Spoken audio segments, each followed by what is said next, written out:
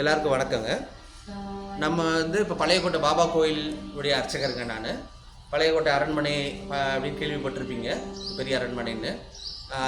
அவங்களால நிறுவப்பட்ட கோயில் இது. இந்த கோயிலை பொறுத்த வரைக்கும் பார்த்திங்கன்னா, இது கோயில் அமைஞ்சதுக்கே ஒரு வரலாறு இருக்குங்க. ஏன்னா இந்த இடத்துல வந்து எங்கள் ராஜாவுடைய கனவுல பாபா தோன்றி எப்படி இந்த கோயிலில் விக்கிரகம் அமைக்கணும் இது எல்லாமே அவர் கனவுல சொல்லியிருக்கார், காமிச்சிருக்கார். இது அந்த பாக்கியத்தை எங்கள் ராஜாவுக்கு கிடச்சிருக்கு பாபாவுடைய பரிபூர்ண அருண்டால். அவர் அவங்க என்னென்னலாம் அவங்க ஆசைப்பட்டாங்களோ, அவங்க வந்து இது பண்ணாங்களோ அதுபடி அப்பப்படியே அமைச்சிருக்காங்க கோவில். இந்த வந்து ஷீரடியில் பூஜை பண்ணுற அர்ச்சகர்களாலே வந்து கும்பாபிஷேகம் நடத்தப்பட்ட கோவில் இது.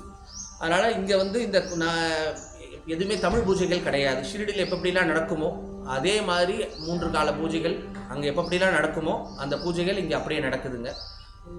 எல்லா டைமிங் மட்டும் நம்ம ஊருக்கு ஏற்ற மாதிரி, ஏன்னா அந்த டைமிங் இங்கே பண்ண முடியாது, பக்தர்கள் வரணும் அப்படிங்கிறதுனால 3 கால பூஜைகள் எல்லா நாளுமே நடக்குது. காலையில் 7 மணிக்கு காக்கட்ட ஆரத்தின்னு சொல்லக்கூடிய அவர் சுப்பிரபாத ஆரத்தி, அவரை எழுப்புற ஆரத்தி நடக்குதுங்க. அப்புறம் மதியம் 12 மணிக்கு உச்சிக்கால பூஜை நடக்குதுங்க, மத்தியான ஆரத்தி நடக்குதுங்க. அப்புறம் இரவு ஆரத்தி வந்து இரவு 7 மணிக்கு பண்ணுறோம், 7லேருந்து 7:22 நடக்குதுங்க. இந்த 3 கால பூஜைகள் வருஷம் 365 நாளும் நடக்குதுங்க.